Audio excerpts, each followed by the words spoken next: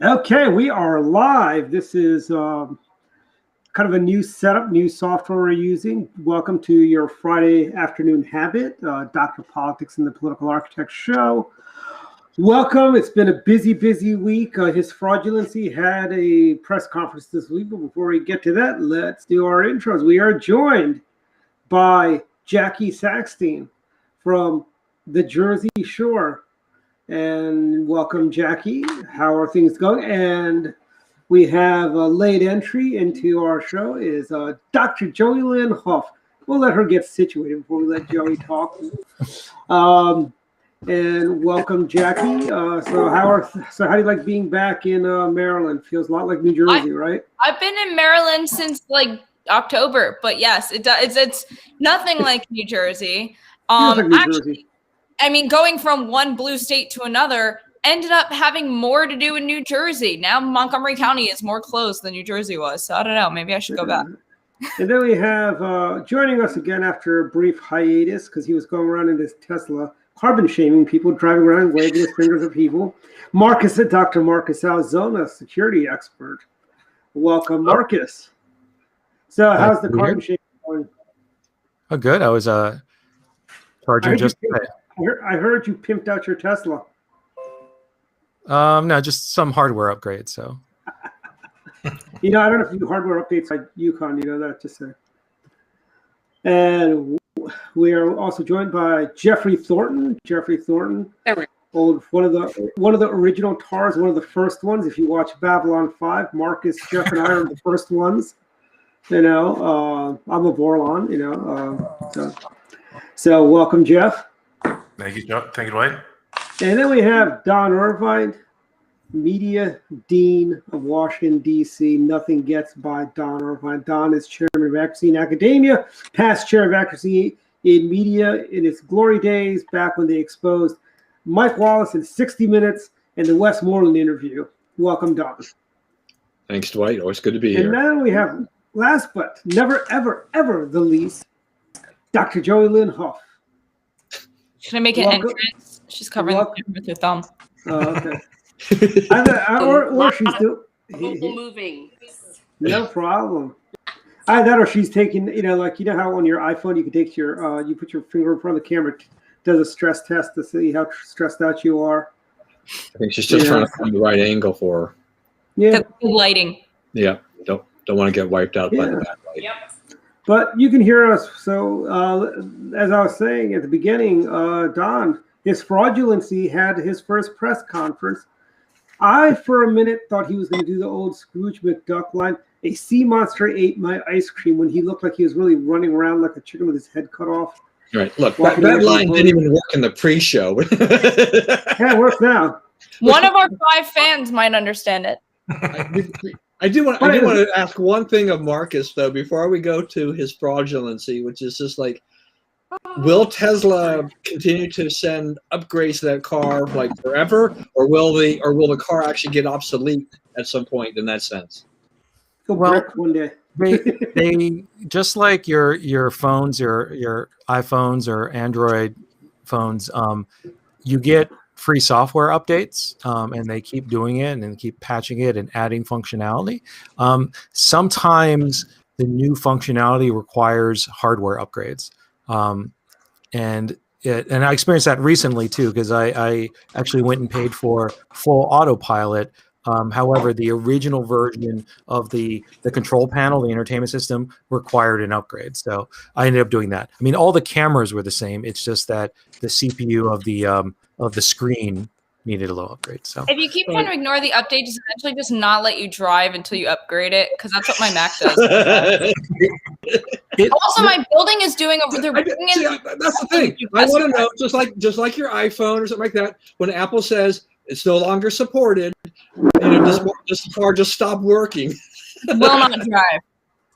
But my building is bringing in a Tesla rep, I guess, on April 8th to do test drives. First of all, I want to know if they'll let me do one, because I'm 24, not 20. Well, I will. It's a test drive, right? 23. I want to test drive it. I think it'll be fun. I'm curious if they'll let me.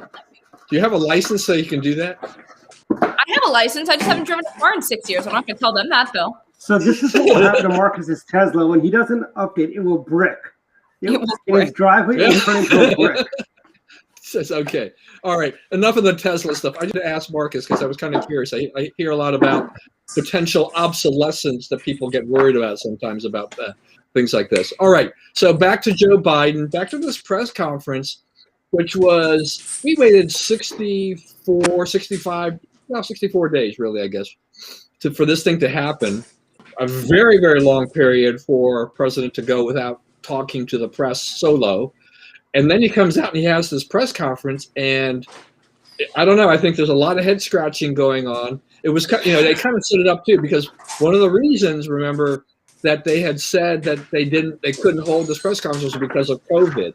So I think they set the stage there. If you look at how the press was in there, is that they were very separated, as if to just remind people, like, we're taking safety protocols here for COVID.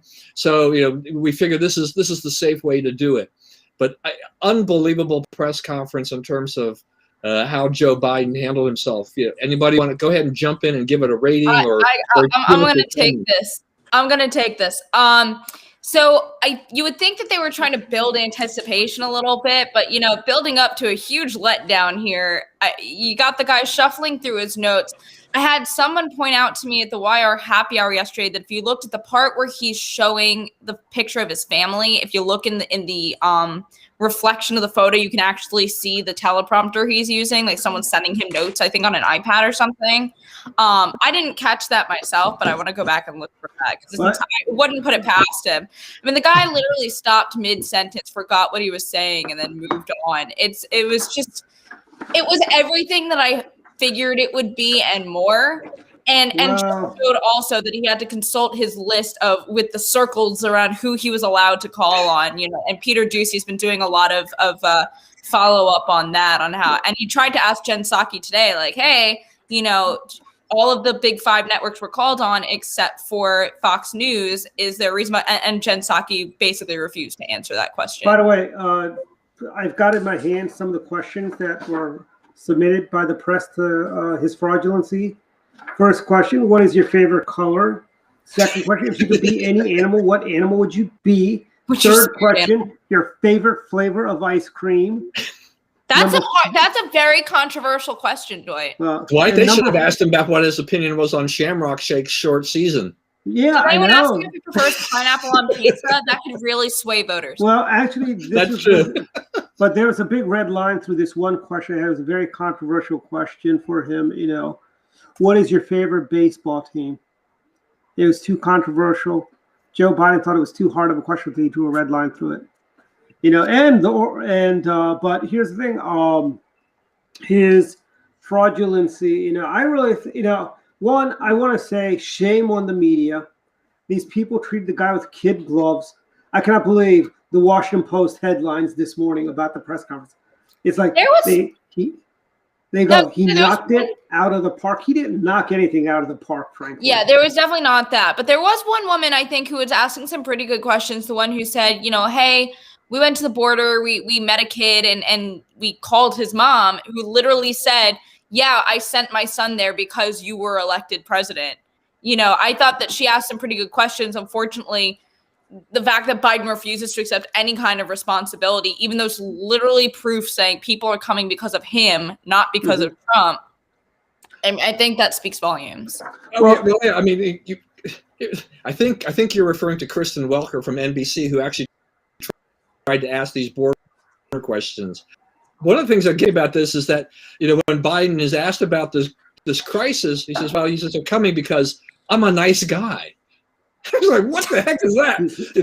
Unbelievable. The answers that he gave were just unbelievable. You pointed out in terms of all these notes. I was watching a little bit of Chris Wallace on Fox with some of the others. They were kind of doing an analysis of the press conference afterwards, and he was kind of like, I've never seen anything like this in my life. Here's the president of the United States with notes. He'd stop and he'd look at things, and he got lost in the notes on top of that.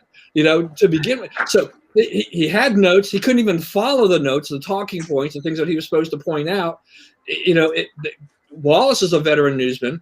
I think a lot of the veterans are kind of like, exactly what happened here. Now, it's interesting, too, because the media writer, critic, whatever she calls herself for the Washington Post. A couple of days before the press conference, she had written a column saying that the press conference was a test not only for Joe Biden but for the media, and she was basically for her. She had a warning sign saying, "Be careful. Do not don't ask tough questions. Don't go down. Don't be like you would be with Trump, or don't try to prove that you're going to be as tough on Biden as you were, on Trump and stuff like that." So, she was trying to set up the press to say, "Be soft, and do all these things." But, several of them didn't listen. But this whole idea that he has this chart with these pictures of who the people are, the president of the United States needs. I've got that too, Don. By the way, Donna. Color by numbers. This person is this person. You don't know the major people, right. The White House correspondents covering your administration. You've been in office for 64 days. You don't understand that. This is a good sign for the future. Yeah, and also, and not everyone was as sympathetic to him. Even some of these liberal fact checkers are calling out that there were enormous amounts of lies and mistruths in what Biden said. Yeah, hold on. I want to bring Joey Lynn Huff in on this. Joey Lynn, his fraudulencies press conference. What are your thoughts? I mean, did it remind you of back like in communications class in high school, you got to do these mock press things, talk in front of a crowd. Do you think that? I mean, those kids were better prepared than Joe Biden. The guy had notes, cliff notes. I bet if he rolled up his sleeves, he had a cheat sheet on his arm that he had the answers to some of the tougher questions. Your thoughts on his fraudulency? Well, I didn't watch it. I don't watch most of anything that has to do with Biden because I'm gonna just act like he doesn't exist and that this is not happening. So maybe I can get through it that way. I don't know. No, I'm sorry. I didn't. Yeah. So I have no idea what happened or what he said. Well, here's the thing too, Dwight. I mean, they waited all this time. What is that? It's like 9 weeks, right, for him to give this press conference. And I think the worst fears of the administration, of the people in the communications office and everything like this, came true, is that he was not prepared. He could not handle himself without a teleprompter to kind of go through the lines, something he can read from and go through and do some kind of a scripted deal. Putting Joe Biden out there for live questions, doesn't work. He is not fast on his feet. Jackie mentioned how he starts a sentence, he got lost, and he says, "Well, anyway," and then he kind of moved on, and you're like, okay, so that opens him up huge to the attacks from conservatives who said, we kind of worry about his mental fact, and he just showed that senior moment right there where he couldn't complete a sentence. So what's the result of this? Do they retreat and he goes back into hiding and does just enough press conference or press showings to not appear too conspicuous? What happens? No. What they're going to grease the skids for this guy. Okay, what's going to happen is we're going to. This might be before your time, but do you remember third world countries? Third world countries when they have, when you have like in the old Soviet days, they'd have a little press conference with pre-scripted questions. That is what the White House press corps. It'll look like when Yuri Andropov or Leonid Brezhnev would talk to the Task, or what was that other Soviet propaganda piece? Just Task. And there'd be one reporter and they'd ask one question. It'd be questions like, Comrade Pravda. That's all. That's right. There you go. Thank you. But I'm not sure he'll be able to get away with that, even from people on the left. They see it. Were you alive at all during the 8 years of Barack Hussein Obamacus, where they basically she was live threw softball questions at him? Do you remember those days? This is the second. I'm not saying I'm going to throw him softball questions, but I think that there are people who are noticing it on both sides, and they have an issue with it. And he's running the president again. of the United States cannot get away with having a scripted press conference in the sense of like the National Press Club when they used to have the newsmaker breakfasts and things like that, or in all their events. Anybody who was a speaker there, anybody in the audience, if you want to ask a question, you actually had to submit them, and then they kind of decided which ones. You're not going to be able to get away with that with the president. Even the liberal media, I think, as you're saying, I mean, they would be up their arms.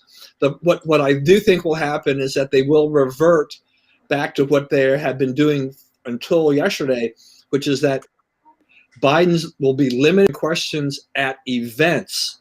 So he has an event, he does whatever, and then he takes 4 or 5 questions or whatever, but he can rapid fire with a sound bite, boom, boom, boom, boom, this, no follow-up, no detail, and then they can shuttle him away, and it's all done. And the White House will say, just like they had up to this point in time, is that, he's answered questions before the press at all these events, and they're going to try to get away with that as long as they can, because he was a disaster.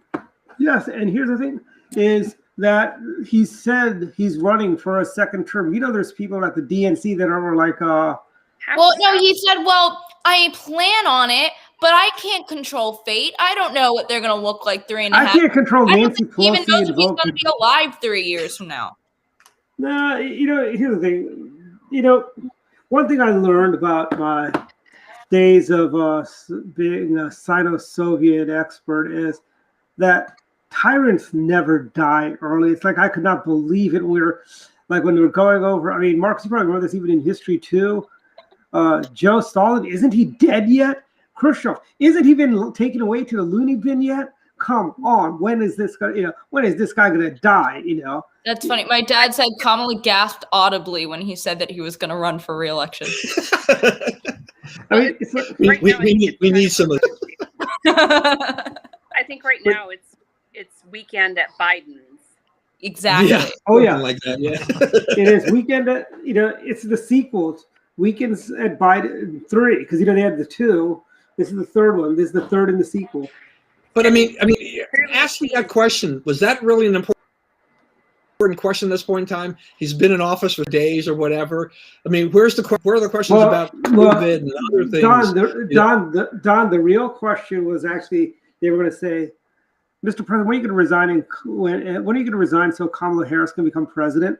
That was the real question, but Uncle Joe would not ask that question. I think he wouldn't mind calling the reason they asked, if you heard the way she phrased it, she said, by this point in his presidency, Donald Trump had already announced his campaign for re-election. So do you have the same intention? So specifically asked for that reason. They're trying to do a comparison. And they also asked if they think he's going to be running against President Trump. Yeah. Oh, yeah. And he said, I miss that guy. He said he misses him already. Yeah, I'm sure CNN. He does miss him because the rest of us, everyone else in America misses him. Right. Specifically. Well, I mean, he spent, he blamed Trump for a lot of things yesterday. So he kind of does miss him. I mean, the longer this process goes on, the more he will miss Trump because people, he won't be able to blame 6 months later effectively. I mean, it's already bad enough that he's blaming him for the things that he's blaming him for, and not giving him credit for the things that Trump deserves credit for. But then as time goes on, I think I look at it a lot like what Obama did, on the economy. Obama had the economy was not going well for Obama after he took over. Everything he was blaming Bush. And there is a limited period of time there where you can do that because, from day one, it's technically your economy, but you haven't really done anything. I mean, it's still the old economy, but you can't a year later blame the other guy. Yeah, I don't think the mayor who's in Arizona, who's put his town in a state of emergency because of the border crisis, is blaming Trump. No. Right. No, I mean, and that's the thing. I mean, we can segue into the border thing because that was also a question that was asked, yesterday, is that we are seeing Democrat mayors complaining on these border towns about this policy right now, right? I mean, I don't think that, when Joe Biden said, as I said earlier, that I'm a nice guy, and his thing too is that, we're telling them don't come. Yeah, that's really going to be an effective policy. Don't come. What does that have to do with anything? What does I'm a nice guy have to do with there being a crisis at the border? You literally told those people to come to our country and that you would grant them entrance into our country. Mm-hmm. You created this crisis. You created this mess, and now these mayors and governors have to, on the southern border, have to deal with this crisis. Yeah, and his actions don't match his words, because he's saying don't come, but let's spend $86 million on hotel rooms to accommodate you. Meanwhile, our veterans are homeless. Let's get Jeff and Marcus in here, because I think four of us have actually dominated this conversation, and we need to hear from the other guys. Jeff and Marcus. Yeah, so let me start a little bit with Biden's speech conference. So yeah, I didn't see all of it. I saw a lot of clips from it, but the biggest thing is that, you know, I was expecting a lot more. Really, I was expecting him to be more prepared, to be more fluent in his presentation. And it was kind of mentioned, it was like a high school presentation where you just come up like last minute, it's like, yeah, this is my assignment's due. I guess it's my turn to talk. You know, the thing is, some people can really think on their feet. I mean, Trump obviously was very good at improvisation. He could, you know, take a subject and just run with it. And for all his faults, I think Obama was a pretty good orator. I mean, he had a presence where he could like take a topic and run with it. Biden is just not that person. I mean, you give him free form and he's just going to stumble over his words. So I think, to your point, you know, if he's prepared, if he has a limited subject to talk about, I think he can probably handle that. But if you just give him free reign, I think he's not going to present very well. And to your issue in the border, yeah, go ahead. I'm going to ask you this. I mean, if you're a Biden voter and you watch that, do you think are you beginning to doubt a little bit about whether or not that was the right choice? Well, I don't know. I mean, obviously, I'm a more moderate Republican. You know, I thought that some of Trump's policies were a little bit. Well, I didn't agree with all Trump's policies, but I don't agree with all Biden's policies either. So I think, you know, it's like I really want to see how he handled certain situations. Obviously, the COVID-19 situation, how he deals with the vaccination, how he deals with the border situation, as was mentioned, how he deals with recovering the economy, because he talked so much about, you know, what he wanted to do as far as equipping companies and small businesses to, you know, to get back into business. And I've not really seen anything as far as programs for that. I mean, besides the COVID relief bill, you know, I've not really seen small businesses, you know, suddenly take off again.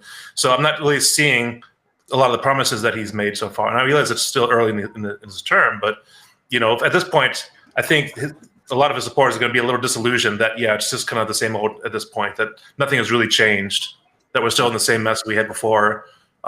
So, Marcus?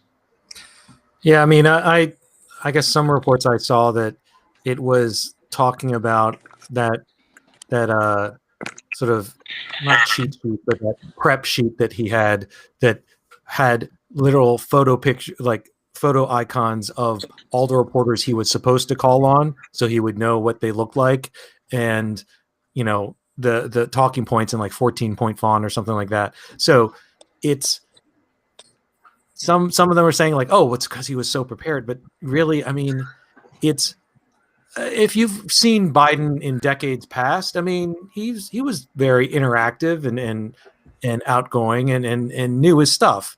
That was when he was ripping off other people's speeches.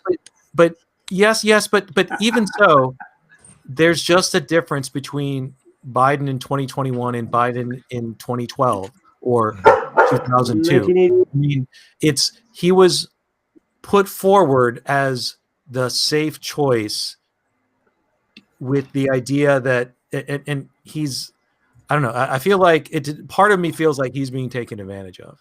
I almost feel bad for him. I mean, the poor guy is clearly mentally unwell. Well, you know, he could have, not run, you know, frankly. You know, he didn't have to run. He wanted to run. He's always wanted to be president ever since he stole Leo Kinnick's speech, you know. And, by the way, talk about bad judgment. Wouldn't you rather take Margaret Thatcher's speeches and plagiarize those than Leo Kinnick's? Please, come on, just saying. But here's the thing. I think Joe Biden also at the press conference had a little sticker book. You know, the kind of little kids have, they take little stickers, they match them and fix it together. That's what Joe had. That's how he was matching the reporters and the questions together. Would it have been better if he had an earpiece and had somebody talking to him? Yes, that would be. He wouldn't have been able to keep up with both. What are you saying? Oh my God, there's one more thing I forgot to mention. This, and I know Joey Lynn, you didn't watch it, but if you saw it, it was so creepy. is there was a part where it was the last question he took, and the girl was answering the question. He got out from behind the podium, just started walking towards her with this blank. He's gonna smell her hair. He's gonna go. I was texting people. I was like, "Is anyone seeing this? This is like I thought he was going to attack her. I don't. It was really creepy. It's like a zombie movie. He was going to, I tell you what Joe Biden reminds me of is like, when you go to a buffet before COVID and you have old people at the buffet and they're trying to decide what they want. That's kind of the impression I got. Well, he is creepy. He is creepy Joe. Yes, he is creepy Joe Biden. All right, back to the border there. So we kind of border, back and forth. So we have this border situation. They did try to get some questions in yesterday, but the minister, Biden tried to deflect that. They don't want to talk about that. They don't want to call it they don't want to call it a crisis. That's for sure, right? It's not a crisis. Yeah. One of the things that they said too is that we're building this back better kind of a thing because we've got Fort Hood is going to open up like 5,000 beds. These are he blamed Trump. He says Trump, Trump broke the system basically. But here's the question, which is crazy. I mean, the situation, the border situation under Trump was so much better in general than it is under Biden right now. Because he tried to do something. Here's a question for you guys. We're spending, I think, 86 billion or 86 million on hotels for these illegals. Joey Lynn, you're from the Dakotas. Are the hotel owners that are in the fracking areas, are they getting any of this $86 million for all the money they're losing because Joe Biden killed how many jobs on day one when he ended the XL pipeline? I don't think so. We're basically and now they're doing catch and release on steroids. They're just saying, and it kind of reminds me of, and this might be a little bit of segment, the mayor of Baltimore today, she's not going to prosecute prostitution and victimless crimes, So I'm thinking like that, she's taking a page from Joe Biden's America, frankly. Well, I mean, the other thing too is that Biden, in essence, I think this is a way to kind of shift the responsibility too, is that he's putting Kamala Harris in charge of fixing this thing, right? Of all people, and if you go back, a few years ago, she actually had said that she compared the tactics of ICE agents to that of the KKK. Mm-hmm. Is that the person you want and trying to fix this thing? That's the attitude. I mean, if you're with ICE, you're like, what in the heck? What is this administration doing? Mm-hmm. Part of me wishes these guys would adopt Bill Clinton's policy on illegal aliens in America. Do you guys remember when that famous illegal alien who was fleeing communism came to America without his papers? What happened to little Elian Gonzalez? You had a raid at 4 a.m. where he was taken away at gunpoint. Come on, Bill Clinton, come on, tell these people how you take care of illegals. Dwight, I think you're actually trying to ban the word alien because it's offensive to undocumented. Hey, I work with some of the best aliens in the galaxy, frankly. Without them, we never would have gotten perseverance. Criminals. How about criminals? Right, undocumented criminals. I was talking about the space aliens. Are we talking about illegal aliens or space aliens? Illegal aliens, of course. Oh, okay. When you break the law, you're a criminal. Exactly. And illegal aliens are different from space aliens. I mean, we want to talk about being humane. Yeah, I mean, look, I don't think anybody here has a problem with nation. It's just that we don't know who these people are that are coming across the border. Being humane. And they're getting our COVID vaccines too. Yeah, I haven't gotten a vaccine yet. I'm not eligible, but these people crossing the border are eligible? How's that fair? Yeah, they're not even Americans. Sometimes you gotta say it like it is, as Ross Pierpont would say. And I think your dog agrees with us. But I think there's not letting reporters into the border stations, are they? Excuse me? So there's not letting reporters into the border stations, right? Right, and that was Kristen Welker's thing. I mean, this is one thing that has upset the media. It's just that, and a lot of people in the liberal press, they basically are agreeing with this, is that they can't understand why the Biden administration, which is supposed to be preaching transparency on this issue, is not allowing them to be down there. The best they can do really is kind of a stage setup, like here's what it's like, like in our little border camp kind of a thing like that for all these people that we're housing and stuff like that. But the reporters themselves can't really get down there and do anything at this point. And the administration doesn't have a very good answer at all as to why they're denying this. But I think we all know, I mean, that only builds a suspicion is that the situation is terrible. It's out of control. It's worse than Trump. And the last thing they want are pictures like that floating across the national news screens on CNN, NBC, ABC, etc. Right? I mean, what would Rachel Maddow do if she sees those pictures? How is she going to hide that? They would cover it at all. Don, here's something else. This is a little scary. This harkens back to Democrat policies of the 1940s and late 30s. These camps are eerily reminiscent of the Japanese relocation camps that FDR put Japanese Americans in. And that's what these things look like, and this is going to happen down the road. These guys are going to demand reparations, and something we're going to have, and they're going to basically get them, unfortunately, kind of like that town in Chicago. Okay, that's another subject. Let's go ahead and then move on. Let's talk about something else that was Biden mentioned because he was asked about it, but is also now a big deal, which is this registration, the voter registration law that Georgia just passed, and liberals are howling, Democrats are howling. Biden has said that this is sick. The Democrats and the liberal media have they've spun this as voter suppression. If they're black voters, they don't want them, to do this. Yeah. Something. This would actually mean something, Don, to me. But these are the same guys that said a butterfly ballot was voter suppression in 2000. These are the people that basically are like the little boy that cries wolf. Everything is voter suppression. No, I'm sorry. In my days, election day was election day, not election week or election month or election year. You vote on election day. And something? I'm sorry. If you can't get yourself to the polls on election day, guess what? You really don't want to vote that badly enough. So, it's your own damn problem. Well, okay, so let me say something real quick here, because I understand both sides, because I understand that a lot of people that work, and sometimes I'm in this situation too, don't have the ability to vote easily on election day. Because of the limited hours, if you got somebody who's working polls are open for 13 hours, Jeff. 8, 13 hours, Jeff. I'm sorry? They're open for 13 hours. I know, but I'm saying there are some legitimate concerns about people getting in line and being in line for several hours, because some voting stations do have several hour waits. And I'm just saying that with people, they keep the polls open. Some of the people that are in less privileged situations, single moms, can't just leave their kids unattended for 3 hours. I'm just saying there are situations which I can empathize with. That being said, I mean, I don't think it's voter suppression, but I think they should consider and situations like that I where think people single moms should think about taking the kids with them so they can show them what democracy looks like. Jolene, you're not a single mother, but you're a full-time mom. And I know part of the year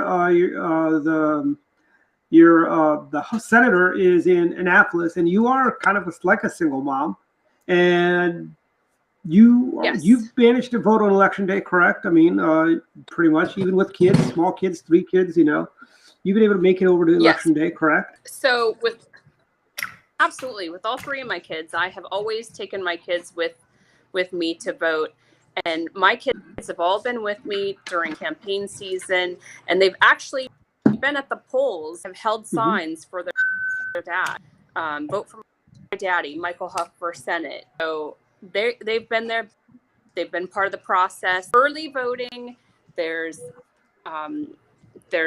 absentee ballot voting, there's early voting, there's election day voting. Seriously, there are opportunities to vote, more opportunity than there has ever been in the history of America. So if you can't get to those, that's on you.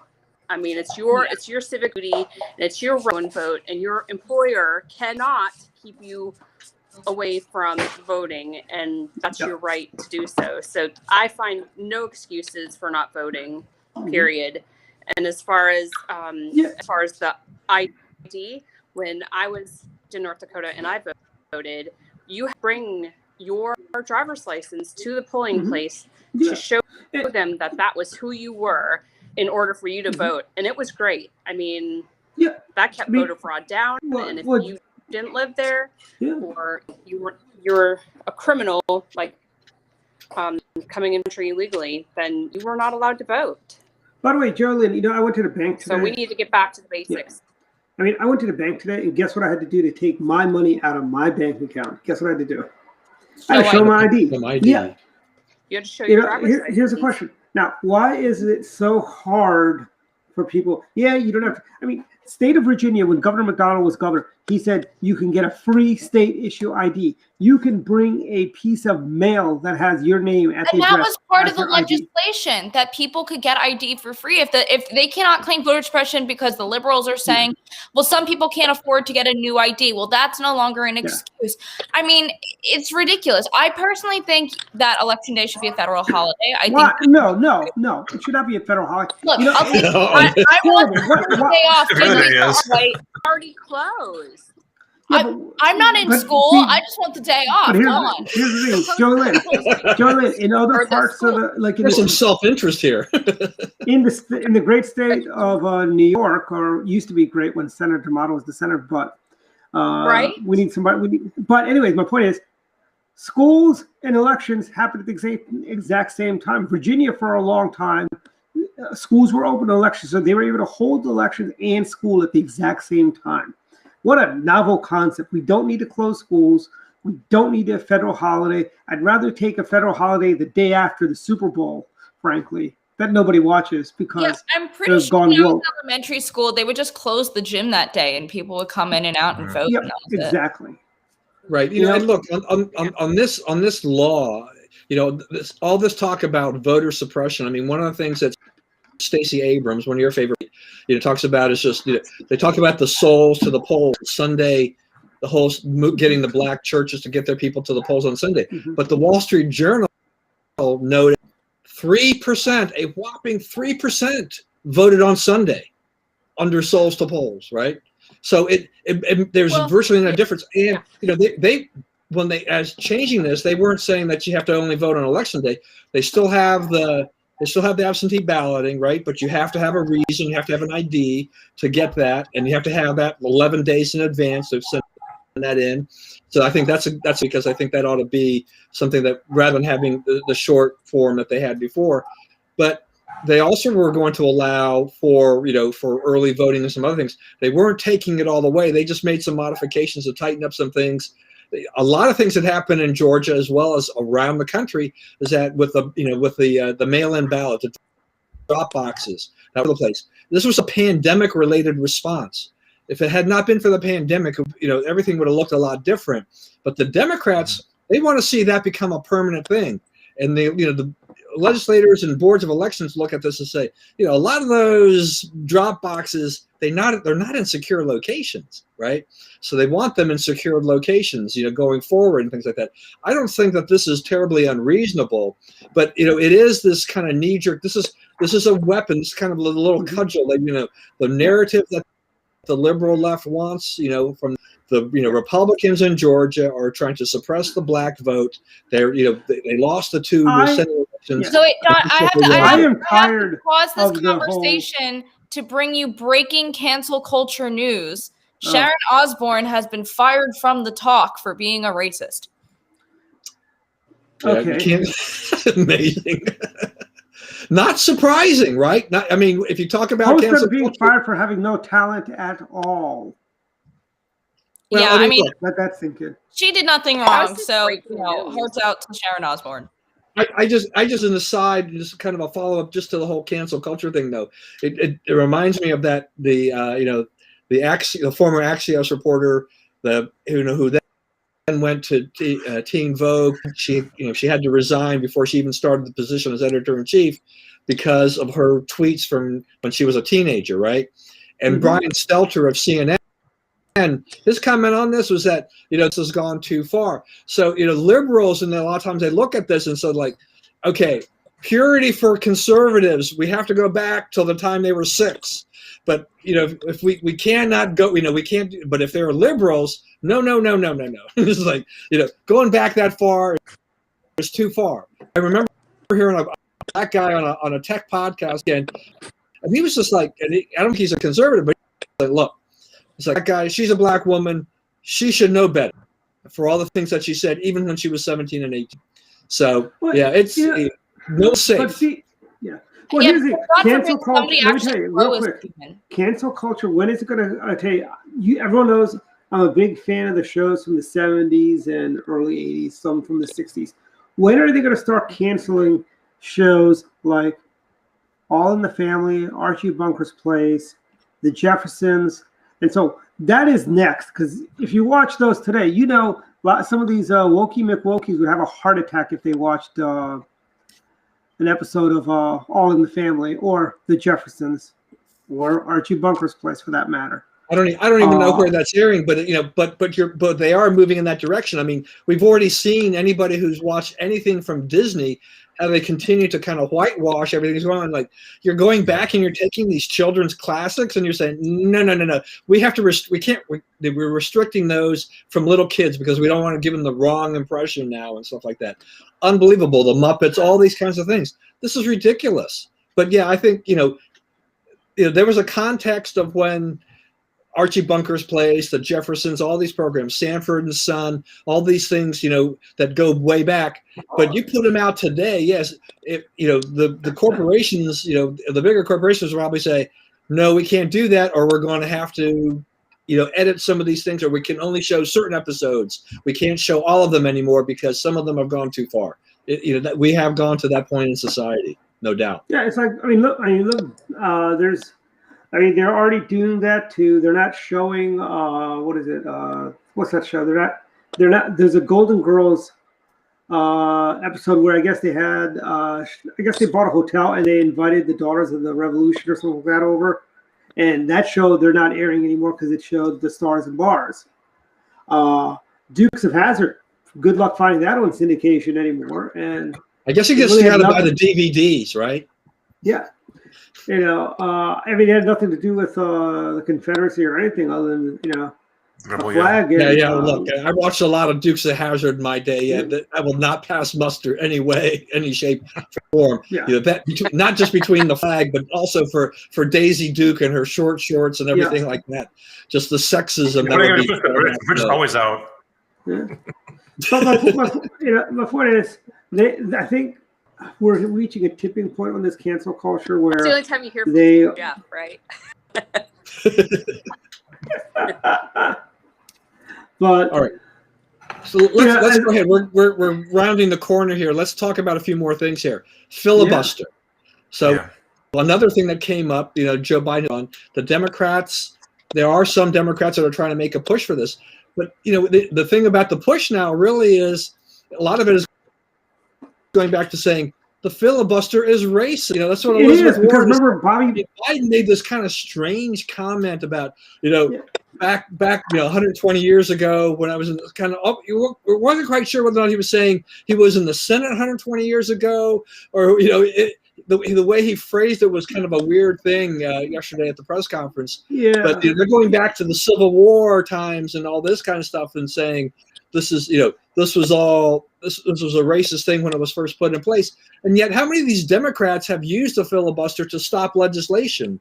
The conscience of the Senate, Bobby Byrd, the Grand Kleagle of the West Virginia KKK, honored by Bill Clinton. This guy used the filibuster to block the Civil Rights Act the first time when Republicans was in the White House. They used the filibuster to block the Voting Rights Act. Of course, it's racist when Democrats think about it because they always use the filibuster to block racial equality. It is the Democrats that were standing in the doors keeping black children from going to school when immigration was brought in by Republican Dwight David Eisenhower. It was, and then you got people like Bill Clinton who basically praised Bull Connor. Nothing happened to him. They all praised Bobby Byrd, and you had Trent Lott lost his job because he said a couple of nice things about this guy from South Carolina, Senator Strom Thurmond. When he turned 100, you say a few nice things about the guy here in the middle. Dwight in his pictures. And you say a few nice things about him, you lose your job. But you got these people that have the Democratic Party is like the little boy that cried wolf. This is the little party that cried racism. Nobody pays attention to racism anymore when they say racism. Everything is racism. I mean, these people, they think arithmetic is racism. They think grammar is racism. They think science is racism. They think green grass is racism. They think Kermit the Frog is a racist. Everything is racist. You know, Coke is racist. I mean, guys, everybody. I mean, there's a difference between the House and the Senate, right? In terms of how they process legislation, pass legislation. I mean, you know, the Senate has been known as this great deliberative body. You know, they serve 6-year terms versus the House representatives 2-year terms. The part of the idea here too, isn't it, for them to actually deliberate and to kind of sort through this and to try to prevent some of the worst legislation from getting through. It doesn't always happen, but it gives a chance for these senators to kind of go through this without kind of really, say, party line politics playing a huge effect. If you've got a 60 vote threshold to get certain things through, you know, it's pretty hard to get to that level. You've got to really reach a broad consensus. And that gets the parties to work together. Mm-hmm. But if you're going to go to a simple majority 51, I mean, how much does that make the Senate any different than the House of Representatives at this point?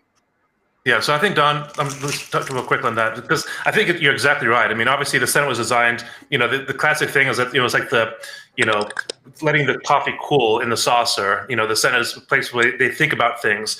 Unfortunately, I think the Senate has become a place where nothing really happens. And then at the very end, they got to pass things. You get these big omnibus packages where everything gets passed at once, everything gets shoved in, and it's like nothing's really thought about. So it's like, you know, I think I'm not sure what the answer is, but as far as the filibuster, you know, I think it's gotten more and more used. Whether it's been abused or not is up to a matter of debate.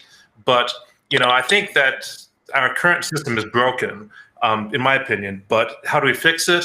You know, they talk about doing the talking filibuster. I mean, I'm for that because I think that actually allows discourse. But if you're just going to say we vote for a filibuster without discourse, you basically just saying we have the ability to block it. We're going to block it just because we want to block it. So I'm against that. I'm for discourse, but again, whenever you have two parties fighting each other, you're going to have, you know, one side wanting their agenda, the other side wanting their agenda. So there's got to be a balancing. I mean, having a simple majority, I think, is the wrong approach. But having, you know, the person, if you don't get 60 people in your party, how often is that going to happen? So how often are you going to get legislation passed? So having to talk. The point that was encouraging bipartisanship, right? Sure. They should be working on bills that are not so far one-sided that the other side is never going to vote for them. Let me tell you, the Democrats in the Senate. So here's the difference between Democrats and Republicans. Our team likes to compromise, or as I like to say sometimes, they cave. The Democrats, they are a bunch of partisan animals.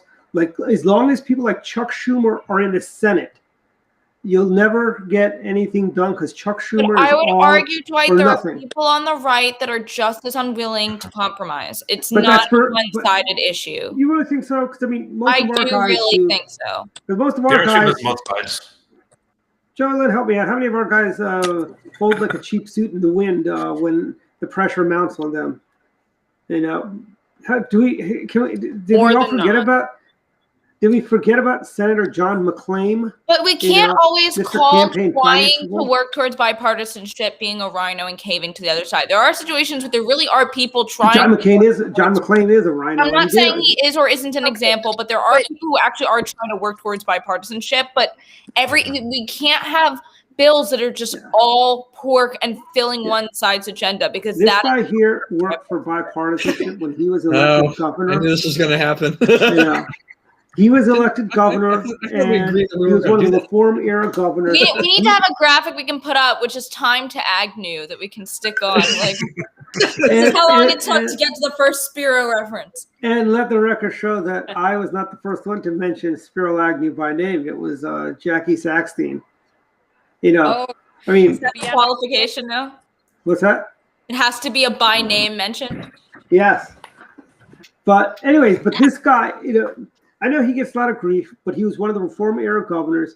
He actually did try to work with both sides. And look what happened. What did that get him? Nothing.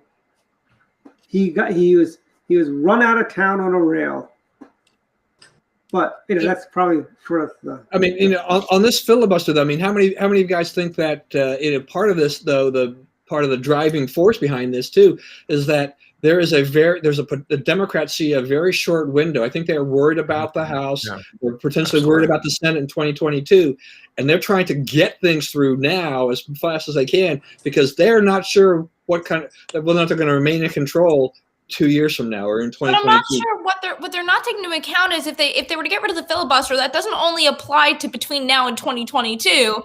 It applies if and when there's a quote unquote red wave during the midterms as well. That's going to Biden for sure. Just ask Harry Reid how that worked. Harry Reid got rid of he got rid of that vote for the judiciary, right? And the Republicans took full advantage of that. Ask Harry how that worked out for him. Not even scarier. Yeah, but I think they're not really understanding the consequences of that. Or deal with it. Joey Lynn, you were saying? Yeah, I think that's where they're so. What? I was saying, you were saying something. Oh, she said their concern is they're not sure if Biden is going to survive. Oh, yeah. Let me tell you, Biden, for all those Democrats who think Joe Biden is going to just go away quietly, go back to go to the Shady Pines rest home, because I'm sure Camilla does say that when he tries to speak his own mind. She might go Shady Pines, and no, I mean, I just think that they're really nervous about. Look, they're not stupid. They know that Biden they're not. has dementia and he's not doing well. They know it. They can see it. They're not stupid, and they don't know what's going on or what will happen. So that's why they're nervous, and they should be nervous because they have the American people, looking like really very confused about what Joe Biden is saying. He's offering no leadership, as Jackie and the rest of you have said about the first press conference he's held since he took office. That's really scary. That's not leadership. I don't even know what that is. That's not leading. And I think they need to be concerned. Plus, he hasn't addressed Congress. Most of the time, presidents in their first year, they will address a joint session of Congress. They don't have a State of the Union, but they usually have a joint session of Congress. That doesn't seem to be on the books at all for Biden. No. Oh, it's not going to happen because that's too much of a wild card for them. I think all the State of the Unions are going to be pre-recorded and edited. No, actually, by the way, the State of the Union could be done as a letter. You don't have to go down there. You just need to send a letter. Because I remember back after Bill Clinton's impeachment, there was talk about, one of the things for censure was he would not be allowed to give a State of the Union speech. He could just I'm wondering how the American people will react to that, because there will come a point where he's going to have to give a State of the Union. And if it comes in the form of a letter or an edited video, people on both sides are going to notice and they are going to say something, and it's going to be an issue. He certainly won't be able to use COVID as an excuse for the rest of But see, Don, what he'll do is he'll say, I am the 21st century president. I am using technology. I am going to record my State of the Union on my iPhone 5. I don't know. I'm the 21st century president. I'm big on technology. That's what these notes, when I'm having a press conference, right? Well, that's how 21st century works. He's got to have notes, He doesn't really, he's got to etch a sketch, which he thinks is a tablet, though. Well, we're 5 minutes to the one top final of the thing hour. before we go to final comments. I just want to get everybody's reaction to this thing with what the Iowa House rep. We have a Republican Congresswoman, Marionette Miller Meeks. She won by 6 votes. It's been certified. She's been sworn in. She's there, as a member of Congress. But Nancy Pelosi is trying to overturn that election. She's got, the House Administration Committee, which has got the majority of the party. It goes on party line. They voted to move that forward a little bit. But I mean, is this something that's? I mean, there are Democrats that don't even agree with this. They think this is a bad precedent.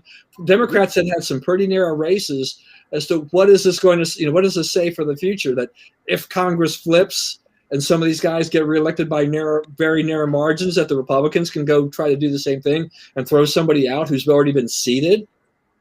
I think she's signing her own death warrant. And you talk about election integrity, put aside anything that happened in 2020. and and any of that. And you look at this, and you're saying, if we're saying there was no election fraud, then you're saying somebody who is dutifully elected and properly elected to their seat isn't even safe in their seat. That is election fraud right there. This is an outrage, frankly. What this is a basically hijacking democracy. The people of her district have spoken, and they want her and not the loser Democrat. Frankly, and the state certified it. Exactly. It's like, what if we find out tomorrow, okay, Michigan, Pennsylvania, and Wisconsin all voted for President Trump. Are they gonna let President Trump come back and become president? Of course not. Yeah, I was just gonna say that. Please do set that Great precedent. Please do set that precedent. I want you to. I mean, Wisconsin's looking into it. Excited for it. Set that precedent because Trump's coming back, baby. No, seriously, it's like, a great point, because it's really up to the states, right? The federal government has no say. It's up to the states to. That's why. Not if HR 1 gets passed. No, then it's all HR 1 up to the federal and government. Senate 1. We have to kill those bills. Those are horrible, horrible, horrible bills. We've got a petition on MontgomeryCountyRepublicanClub.com. A petition there you can sign. It'll go to our communist 2 senators, Chris Van Hollen and Ben Cardin, as well as our communist representative in Maryland District 8, Jamie Raskin, as well as Baby Doc Sarbanes will be getting an email because District 3 is in our county as well. And David Trone of Total Wine and More will be getting a copy of this. Should we go to final thoughts, Final Don? thoughts time, I think so, yes. Dwight. All right. Should we start with Joey Lynn? Actually, who wants to go first? Final thoughts, plural, not just one. You can have multiple thoughts. Why don't we start with you, Jackie? Final thoughts. All right. Well, my first one, as the Jew on the call, is to wish everybody Aziz and Pesach. So that starts tomorrow at sundown. I will be having some friends over. We're going to be watching the Rugrats Passover special and drinking a lot of wine. Super classy Seder. That was my. Are you having your pizza today? Because you wanted me to have pizza. I had spaghetti for lunch. So did South Park have a Passover special? If they do, I will find it. It's better than my dad's idea of watching the 4-hour. I mean, you thought the Snyder Cut was long. Try watching the 10 Commandments. That is a great movie. I'm not saying it's not a great movie. It's just freaking long, man. The special effects are worth watching. The parting of the Red Sea, when they turn those sticks into snakes, CGI's got nothing on that. Okay. And also just want to plug and we'll be texting some of you who are watching. April 21st at Brickside Food and Drink. The Montgomery County Young Republicans are having their first kind of re-kickoff event. It's going to be called Stimulate the Young Republicans. Help me spend my stimulus check. If you become a YR at the event, I'll buy you a drink with my stimulus check. Got a stimulus check, right? I did get a stimulus check. Wow. I didn't spend it all on clothes this time. So tell your friends if they're between the ages of 18 and 40. If they're between the ages of 21, I'll buy them a soda. But if they're over 21, I'll buy them a drink. Come up. It'll be great. Those are my final thoughts. Oh, by the way, you may want to, we've got this thing on the Montgomery County Republican Club's website where you can actually just post your events by filling out the form. I will do that. The Howard County Wires did that, and their event showed up on our calendar. I will do that now. Cool. Final thoughts. Let's start with Don. Final thoughts. Yeah, I guess a couple of things. I mean, one is this thing I had on the list. So Mitt Romney, the Kennedy family is going to award Mitt Romney the Kennedy Profile and Courage Award for voting to convict President Trump. I was like, I'm sorry. It's like, I've got a lot of relatives in Utah. I have a lot of fealty towards Utah, but you have got to be kidding me. It's like, profile and cowardice maybe, but not encourage for that. I mean, that is just, that just shows you how far gone these things are. That is absolutely crazy in my opinion. But that'll only feed fan the flames of a lot of conservatives who don't like Mitt Romney, is for him to get that award. That was something else. The other thing too is just Bob Bennett's looking a lot better. Israeli election. So it looks like nothing really got settled very much. So that was that the 4th election now? Is that right, Jackie? I think they've had. Yeah. like that. Yeah, and so once again, no one has got a clear-cut majority. Not that they expected it, but I think they were hoping that Netanyahu would be able to piece together a coalition. And that apparently on this one seems to be a little bit suspect as to whether or not it's going to do it. I get a little concerned there, in terms of how the government is going to operate, because I want to see a guy like Bibi Netanyahu have an ability to go ahead and do things. But I'm sure they'll sort that out. But it's a little bit of uncertainty in Israel in terms of exactly how the government's going to look here going forward. And Don, the Knesset has a new motto, right? If it's Tuesday, it must be an election.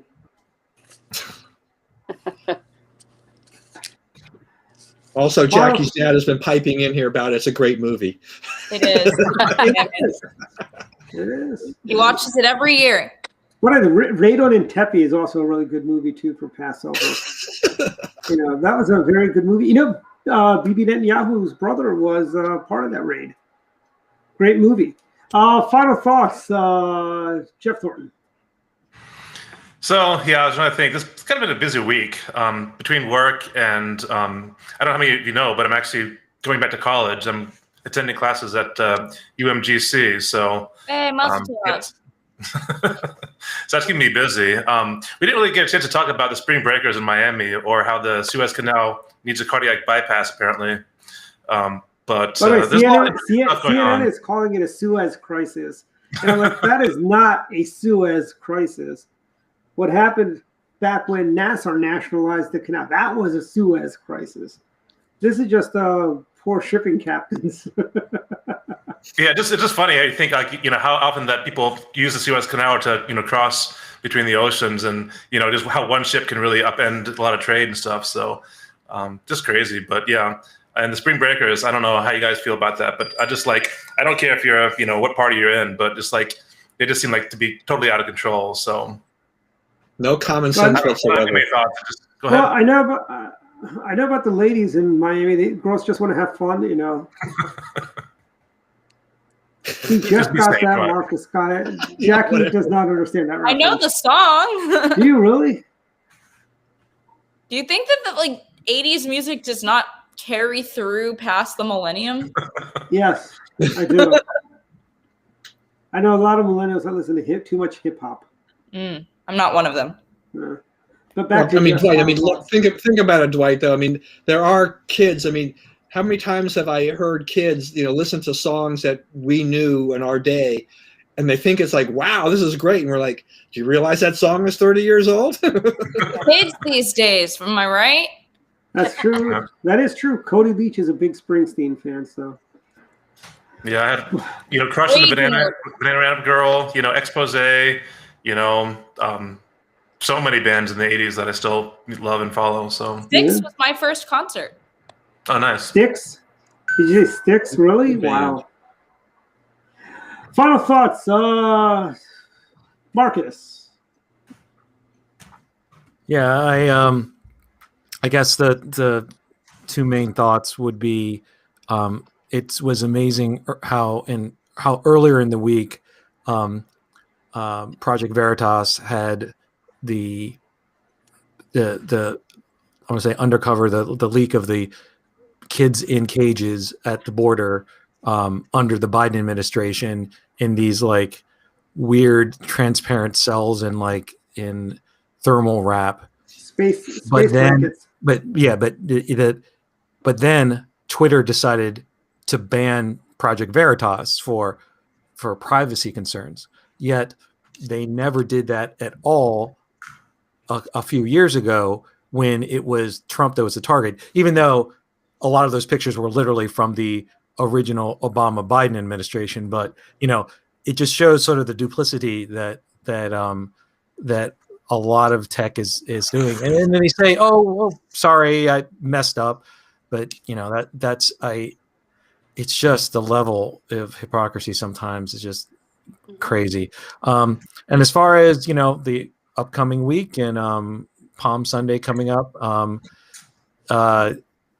I'd say that you're mentioning movies of the season. I think the top three, which I've seen 2 out of the 3 in the last week or so. Yes, the 10 Commandments, The Passion, and The Life of Brian. But have you seen Hop? Did you not see Hop? He's not Messiah. He's a naughty boy. Hop Right. is great. Hop's amazing. I'll have to look at that. Look, no, I haven't. So I'll look James at it. Marsden is an animated bunny rabbit. Hey, Marcus, have you seen Holy Moses? Life of Brian is just. It's just. I know it's in the opposite direction, but it's just great. Marcus, you need to add Holy Moses fabulous. to your list of holiday movies. Holy Moses. It's with Chevy Chase, and I believe Gary Coleman played Pharaoh. It's about Moses' brother who climbs up the other side of Mount Sinai and thinks God's talking to him. He's talking to Moses, and he goes down the hard way, and then he goes there, and Gary Coleman says, "Your people went away." Hilarious movie. Back to Marcus. Final thoughts. Is that it? No more thoughts? Are you? Oh, no. Okay. That's it. Final thoughts. Joey Lynn Huff. I know things are probably my getting final crazier. thoughts. Yeah. I'm super excited about this. This precedent that the Dems are going to set is, I guess anything goes. If you did something wrong when you were born, the Dems are going to find out about it, cancel you. So here's my thought to the Dems and their cancel culture. Guess what, Dems? I cancel you. Cancel culture on you. Number one, and number two, with this precedent, Trump's coming back for that. Look forward to that. Look for that coming. So if we're going to set precedents, remember those precedents you set can also be set. The Republicans can use that to their advantage, and I'm sure we will definitely use that to our advantage. And Dems never let a crisis go to waste. And with that, they won't let the shooting in Atlanta, Georgia, and Boulder, Colorado. I think it was Boulder, Colorado was the other, with their gun control, gun grabbing. Really, that's what we're going to take away from this. How about instead of taking people's Second Amendment rights with their gun control and everything, how about we focus on mental health? How about the fact that this coronavirus, we have been locked down forever, for an entire year. People's lives and their livelihood have been destroyed. Children's education in America has been destroyed, and teachers have totally, the teachers union have totally held these children's, the teachers unions have totally held the children's education. They've done it no good, is what I'm going to say with that. And that's a real issue with America and American parents, for sure. And the kids. So we have a huge mental health crisis on our hands, and we are not even going to know to the depth of the mental health crisis we have here in this country because of the lockdown and COVID. So this guy who specifically in Boulder, Colorado, he was said to have schizophrenia, correct? So let's talk about mental health crisis with that and buying guns and all that. So I don't know what that is, but I don't know. Yeah.